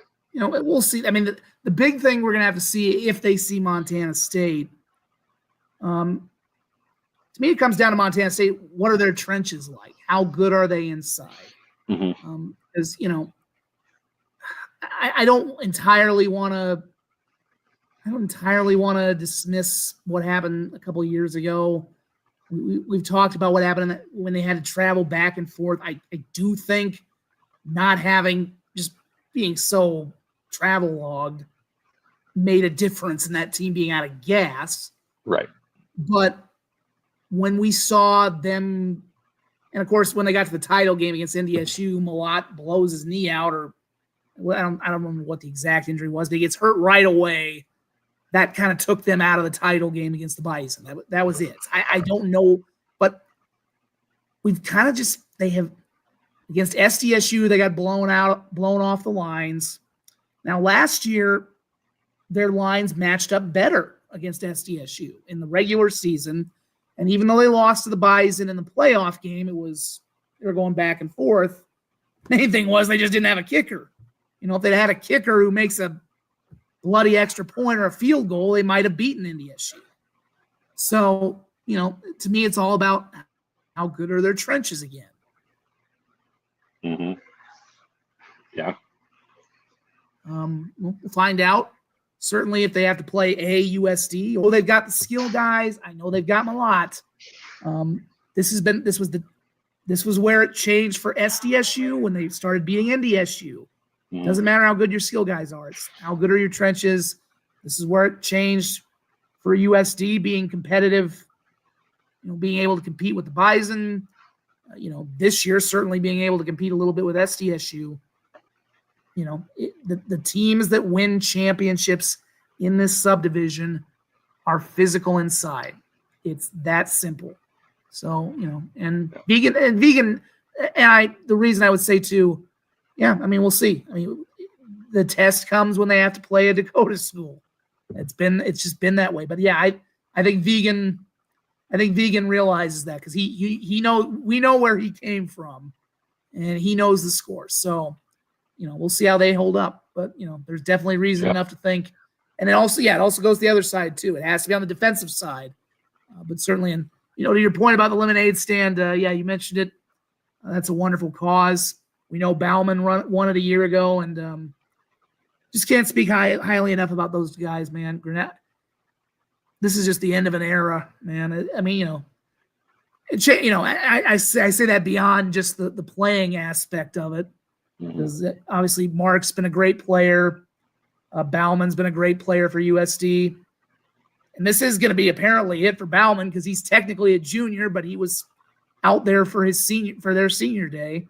So either he will, you know, I mean, I think he's graduating at this point. He's obviously a transfer. I know he'd redshirted. So maybe he hits the portal or he tries to go pro. I don't know.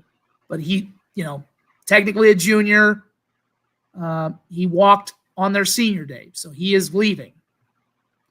kind of like Mark. Mark had a year of eligibility. Mark technically has that year of eligibility too, but just is the way it is now. But aside from the fact, put aside their playing stuff, those are two guys who've given back a lot to their communities, to their schools. They've been all about their schools. And I was actually in the off season, they both worked a camp with Curtis Riggs in Sioux Falls. And, no, they don't throw down. Jackrabbits and Coyotes can work together for fall camps or, in the off season. And they did a quarterback camp together. It was pretty cool. I know that feature's still somewhere online, but man, those guys, those are the dudes you want representing your schools and your leadership. So yeah, keep obviously I know most of the people here are Jackrabbit fans. Donate to the KP mentions it. I mean, not everybody's going to go pro. That's everybody. Mark's an engineer. Mark's a freaking engineer. I don't know if he's going to have a pro future, but damn, the guy is going to be. Guy's pretty damn smart. I think he will have a decent future if he doesn't ever play a down in the NFL. But yeah, I mean, those guys are. I just can't speak to how. But they just both schools lucked out so much in getting such high character guys at the most visible leadership position. And they've done for them to both do this lemonade stand thing is just they're doing a lot of good, and that's awesome. It is. They're incredible representatives for their schools, without a doubt. I think. And to have them in the same state is just amazing. Yeah. And I think it's fair to say for Mark, I would go so far as to say it. He's already on the Mount Rushmore of SDSU players, period. I mean, he is. And I'd say for the whole state of South Dakota, period, athletes. I mean, right. I can't think of many. I mean, I guess it depends on how you define it. I mean, if you included like people who've gone on to be, if you're talking about native born or people who went on to be professional athletes, maybe he doesn't hit that. Probably don't put him up there with Becky Hammond or whatever, but all-time college athletes who played in the state, he's definitely up there. Yeah. I mean, it's just, it's without question. He's front and center at SDSU, I think he's already got 3 national title appearances, 2 national championships, the Walter Payton Award. I mean, my goodness. If he caps it off with a 4th appearance. That's a tough Mount Rushmore to put together. I mean, it's a tough Mount if you're doing every sport. I mean, who becomes your basketball representative? You probably have to do Mike Daum, although Nate Walters is Nate Walters as a case. You've got a lot of football guys who could be up there. I mean, wrestling wise, I mean, Seth Gross probably has to be on there for the national title he won. Macy Miller probably has to be on there. Right. But yeah, I mean, he has, Gronowski has to be, I mean, it's not a question. I mean, Brock Lesnar. Right. Yeah, I mean, if we're talking about people who were born here and went to professional sports, I don't think Mark's on that one. But no, he would have to go on to an incredible career in the NFL for that to happen. Yeah, I mean we've had some unbelievable ones here in that regard. But Brock Lesnar, Becky college Hammond, athletes who Adam played in the Vinatieri. state. Yeah. I mean, there's the Mount. Vinatieri's SDSU career might not have been as distinguished, but no, he might be the first Hall of Fame. I mean, there's a nice little bit of news to drop as well. I mean, he's a semifinalist for the Hall of Fame. He might be the first Hall of Fame kicker ever. So yeah, that's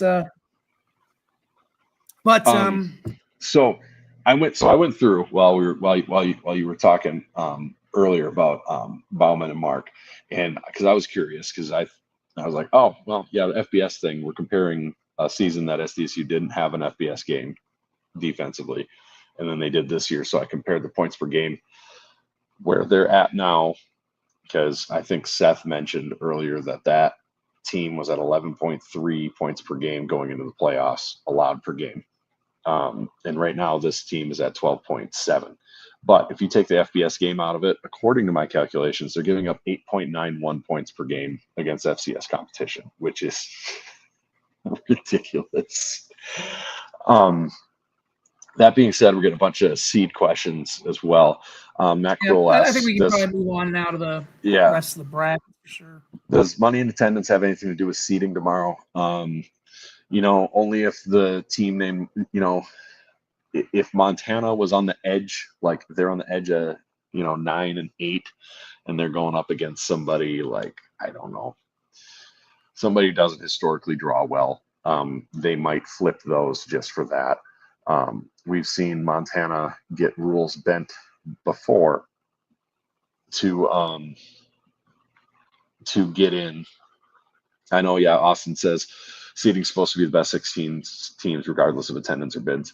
We saw semi-recently that it went from D2 games essentially don't count to, well, they count, but, it'll be held against you if it's close sort of thing for Montana. So if I'm looking for my top 8 seeds, I'm not going to bet on this, Brian. I know you love to gamble. I'm not betting on it. If I had to go with seeds and you put a gun to my head, I'd probably go Montana State 1, NDSU 2, SDSU 3, USD 4. I could see an argument for putting UC Davis 4, but I think UC Davis gets a 5. I think Mercer will be the 6. I think they deserve the 6. Then I would have Idaho 7, and then that 8 seed. I mean, that's a sticky one. Double check. I want to look up too. I could see him doing Incarnate Word as the 8 seed. So I'll put Incarnate Word as my 8 seed just because they had them on there, even though they've had some not inspiring performances of late. This committee historically just has a thing for seeding teams like that when maybe there are more deserving resumes. That, and I'm pretty biased against the CAA. I'm pretty just sickened by what they did with their schedule to try to maximize the number of playoff seeds. So I guess that'll be my 8. I would go Montana State, NDSU, SDSU, USD, Davis, Mercer, Idaho, Incarnate Word for my top 8 seeds. I'm not going to do the top 16 because my head cannot not work on that. The one thing I want to look, I gotta refresh, find what it was, because I know I screen capped it, but I can't find it because we're looking at all these projections. I want to see. I gotta find the screen cap for what was when we had the top 10 release from the committee when that came out. Oh, geez. Yeah. Sam Herder's feed, you'd probably find that on. It's been a little while. On one hand, it's been a little while because I do feel like we need to keep in mind because we're all speculating, but that's the only concrete thing we've actually gotten because those are the people that are going to decide this. So, and maybe that's the one thing I'm kind of, I mean, from where we live in the world right now, and obviously most of us, but we do have a lot of FCS people are maybe still tuning on, so I can't just look at our Dakotas and Montana's perspective. There is. So we got 48 people on the FCS Fans Nation network. So now I will say we even got Jacksonville State fans jumping on here. So they must be jonesing for the playoff fix, boys. The Boca Raton Bowl doesn't quite do it anymore. Doesn't quite do you. God, CSU's about to. I know the feeling, guys. I mean, I'm about to watch my alma mater piss away a chance to go play in the conference. I mean, technically it's not done yet, but they're down. Unless you found it already. No, Brian, the text you're talking about, Brian, was the screenshot of the resumes. He's looking for the top 10 the committee released back in October. God, it's just tough to. So, Matt, and I'll address this question maybe while you look for that. If SDSU dropped 2, why doesn't NDSU drop 2? That is a very slot one other thing mindset. One thing to note, although this does not mean anything toward the seeding, the AQ, the automatic qualifier, does go to SDSU.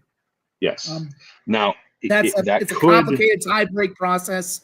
That does not mean they're going to get the higher seed automatically. Right. Seeding is up to the committee, but technically the automatic qualifier for the conference does go to SDSU. So there's that. Let's put that into the ether. So yes, and I could see, because it's happened before where the AQ, it's happened many times where the AQ's gotten a lower seed than another team in their conference. Happens all the time. I could see that theoretically being a factor with how close it is, but I really don't think it is. But Matt says, if SDSU dropped 2, why doesn't NDSU drop 2? That is a slot voting mindset. Just because you lost doesn't mean you have to drop. It really doesn't. Just because you've got to look, we're at the end of the season here. Does head-to-head matter? Yes. But if you're in a scenario that we're in where you've got a 3-way circle of death with the 2 other teams that have identical records as you, and all 3 of you lost to each other, that nullifies it. In my opinion, it doesn't matter. They all lost in similar fashion. I think every game was just as close as the other. I know, they went to overtime in Brookings. Yeah, they did. But guess what? Is that any less close than losing in a half minute? It just means the points happen to line up in the last minute for it to be a tie to go into overtime. In my opinion, a game that's decided in the last minute can be just as close as a game that is decided in overtime. The points just happen to line up differently. Like, you couldn't score 5 points, to tie, like for the SDSU, the marker game, to be tied at the end. There's no 5-point football play.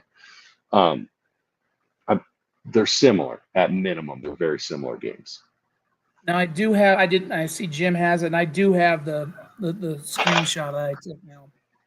So this was the committee's release on October 30th. It's the only one.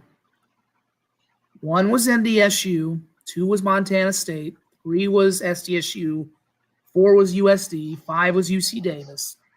Now, just for this particular point I'm going to make, I'm going to use those 5. We can get into the back half of that, the top 8. It went top 10. Just for this particular point I want to make about the way that the top 5 is going to shake, I want to make this point. Do we really believe, I could see NDSU being the 2 seed. Because we've gone over this. The resume, I still think you could make that argument that them sliding down to the 2 is technically a punishment because they were the 1. Now they're down to the 2. That is technically a punishment, even though, as we say, if you're the 1 or the 2, it doesn't really matter because you get home field throughout. Maybe you're in the tougher bracket, but 1 or the 2 is you get to stay home throughout. But to lose a game like that, and then the fact that 3 and 4 don't move at all when you lose a game like that, I just don't know that jives. It's something you had said a few times, like, man, can you really have a game like that where if they lose, nothing happens? So that's why I do wonder whether it's, again, as we've said all along, anybody who pretends to know is blowing smoke up a body cavity. But this is why I could see SDSU moving to 2. Wouldn't shock me if USD moves to 3. Nothing would shock me. Nothing. But I got to admit the fact that, to sit here and say the only movement after what we've seen would be to see no movement from SDSU or USD at 3 and 4. That might be a little surprising. I will admit that, essentially. Just to essentially see no movement from 3 to 5 after the way that the season ended might be a bit of a surprise. but we'll see. I mean, we'll see. And again, it's just mind-numbing how close those three teams are and those games were. I mean, that's, I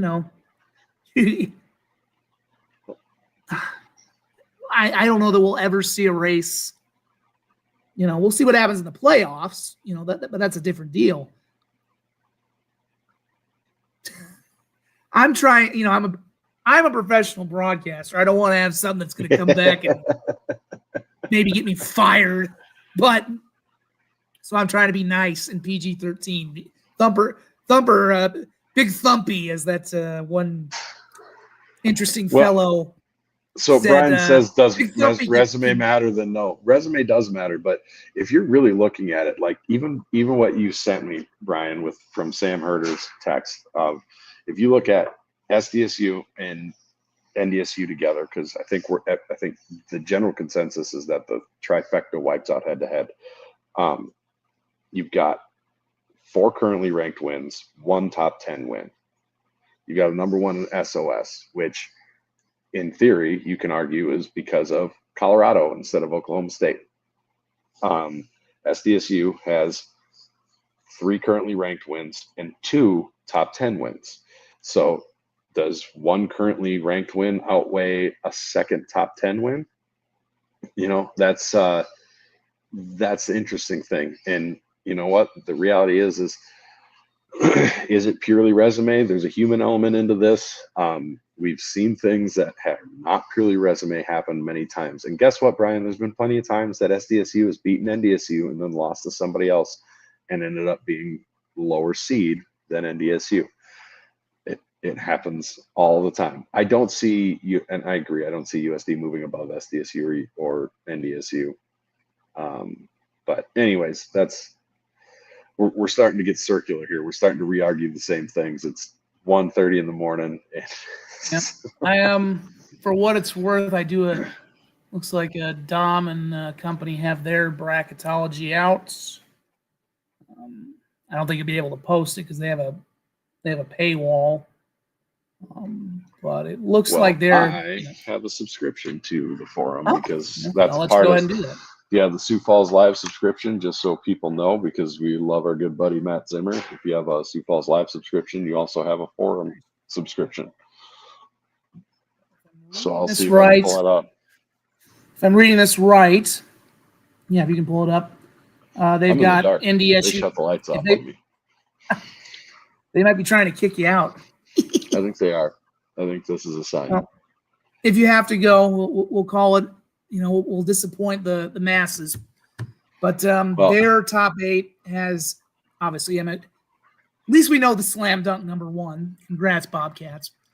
But their top 8 has NDSU number 2, SDSU 3, USD 4, Davis 5, Mercer 6, Idaho 7, and Richmond 8. So a little bit of a difference there.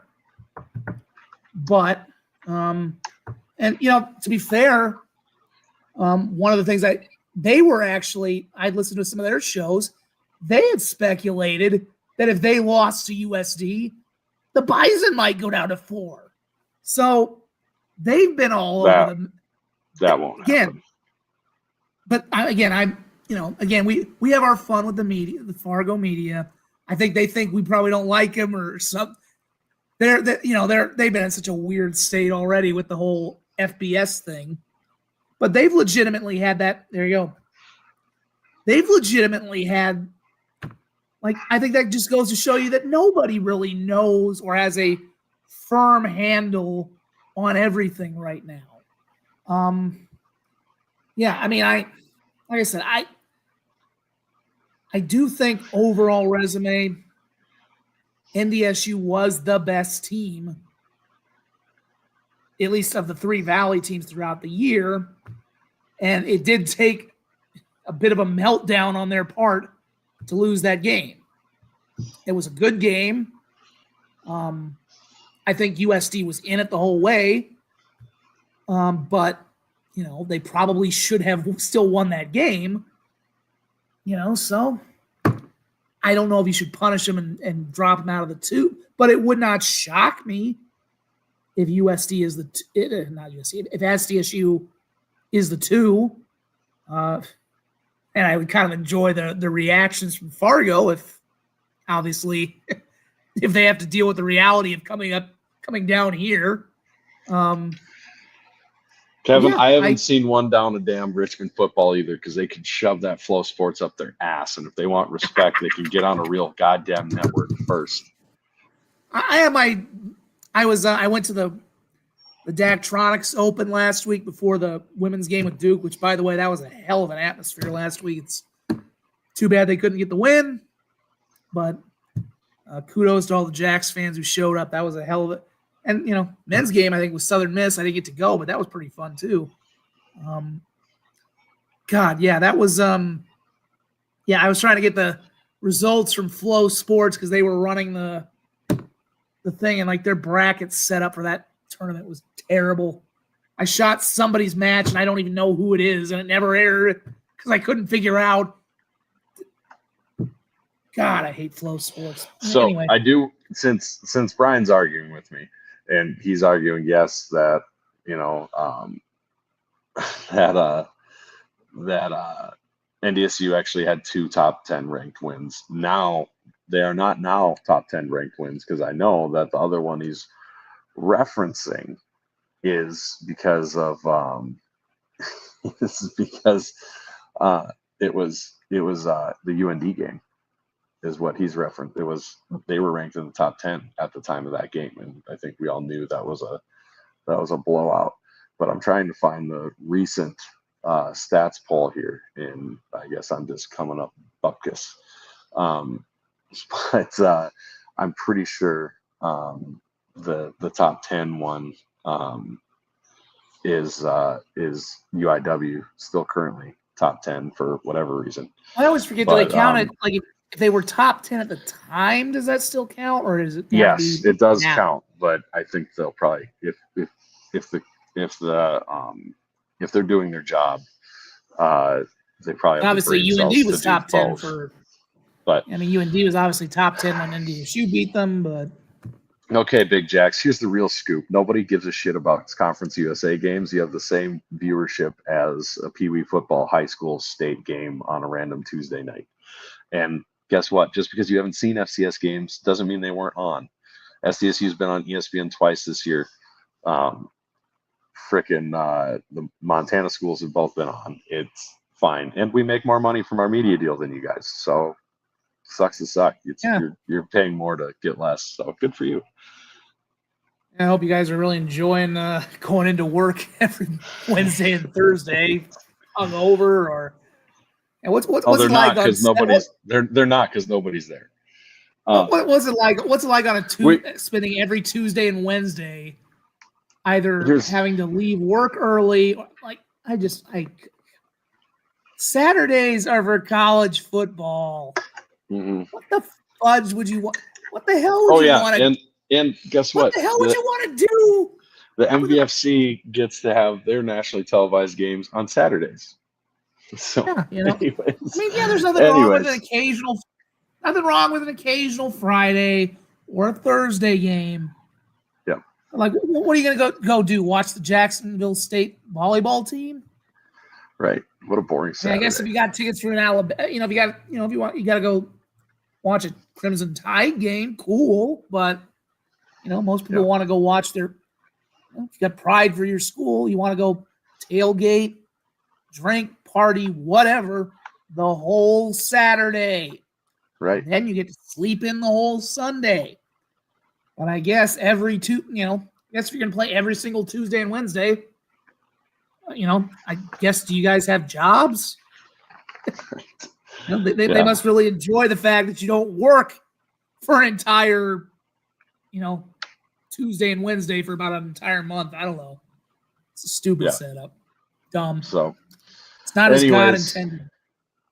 We got the selection show tomorrow. Well, we don't. The selection show tomorrow is at 11. The 30. FCS Fans Nation, 11:30. FCS Fans Nation will have their show at 11.